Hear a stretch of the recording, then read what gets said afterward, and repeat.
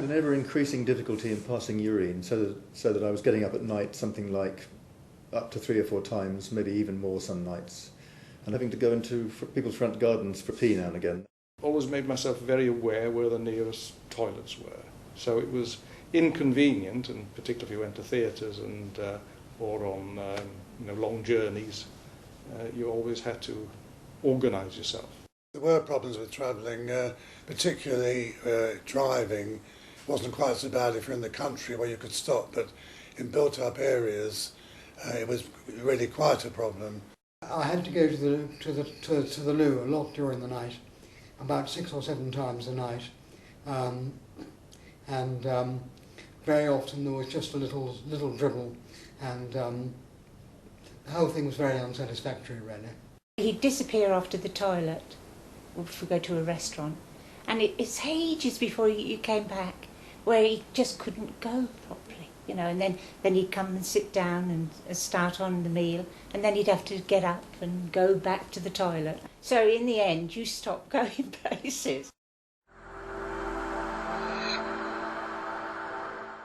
GreenLight laser prostatectomy is a technique which allows us to take away the middle part of the prostate, the bit that's causing the blockage, by using small telescopes and a special laser energy, which usually results in almost no bleeding.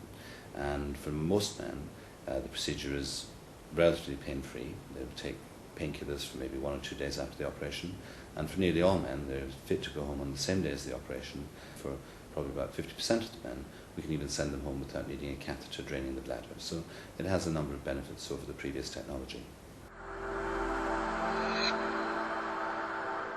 Most men, before they come to see a urologist, will tend to have tried medical therapy for their prostate problems, although not all do, particularly those men with very severe problems who may turn up with a complete blockage. We'll usually do a number of investigations. We'll want to make sure there's no sign of prostate cancer. We like to check that there's no problem with kidney function. These are done by blood tests and examination. And then to assess the prostate itself, we ask the patient to fill in a number of forms about their symptoms. We'll also carry out a rectal examination to assess the prostate, again to make sure there is no suspicion of any tumour there. We'll usually want to look at an ultrasound scan of the bladder and the prostate to check the size of the prostate, check for any bladder stones, check how well the bladder is emptying. And we'll usually also want to do a urine flow rate, which is a bit like peeing into a bucket, but a rather technological bucket which tells us how well the patient's passing urine. So all of these are entirely painless tests, but in order not to bring the patient back again and again, we'll usually tell the patient to put aside 2 or 3 hours to be able to go through all the procedures in one session. Generally speaking, we use a very light general anaesthetic so the patient's asleep. We can use a spinal anaesthetic, but if we want to leave the patient without a catheter, which most people want, then the general anaesthetic is better.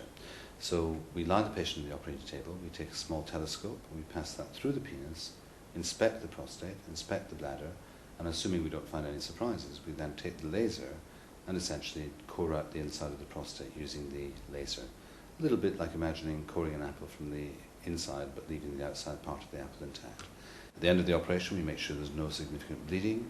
We may leave a little catheter in for an hour or 2, or we may not, and then the patient will wake up, hopefully pass urine, and be ready to go home, in general terms, 4 or 5 hours after the operation is finished.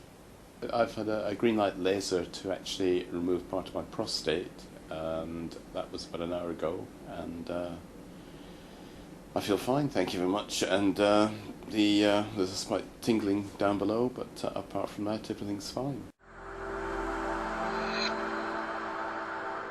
Well, recovery does vary from individual to individual. The average man will find that he takes painkillers for 2 or 3 days. We use a drug called Voltarol, a little bit like Nurofen. But about 1 in 10 men will find they get persistent burning and stinging in the penis, a little bit of soreness in the prostate, which can, annoyingly, go on for up to about 6 or 8 weeks. And that's easily controlled by simple medication. Once the patient's left hospital, we usually ask them to take things easy for a couple of days. They don't always listen to us. Sometimes we phone up the following morning, they're out digging the garden or walking the dog. But we usually ask patients not to do any heavy lifting for about 3 or 4 weeks after the operation. In terms of other activity, driving, sex, light sports, it's really a question of when the patient feels comfortable. The earlier the patient returns to activity, the more chance there is of a little bit of minor bleeding afterwards, but that's not usually more than a minor setback. In terms of the symptoms, generally speaking, men are better within a couple of weeks, and when we look at our results, we find that by 6 weeks, the average patient finds his symptoms are already 100% better, if halved. But for some men, it does take a little bit longer, and the total healing process is up to about 6 or 8 months after the operation for men to see the absolute maximal benefit. The major side effect, which we see most commonly, is retrograde ejaculation. This is a dry orgasm. That means that a man is able to have sex, is able to have an orgasm, but then either nothing comes out or a much reduced volume of ejaculation comes out. And what then happens is, because it's fallen back into the bladder, the semen comes out next time he passes urine. Overall, the risk of that with GreenLight surgery is around about 45 to 50%, so less than TURP, but still quite common. We haven't seen significant numbers of patients developing erection problems after the operation. We have 1 in 900 who's actually definitely developed erection problems following the surgery. So as far as we can see, it has a neutral effect on the erections. Indeed, many men, particularly if they're getting up a lot at night, will find that once their quality of life improves following the surgery, their erections get a little bit better, but that's not a direct effect of the operation. In terms of prostate regrowth and the need for second operations, we've found about 1 in 50 patients per annum so far are needing redo surgery. Now that's pretty well what we expect with TURP.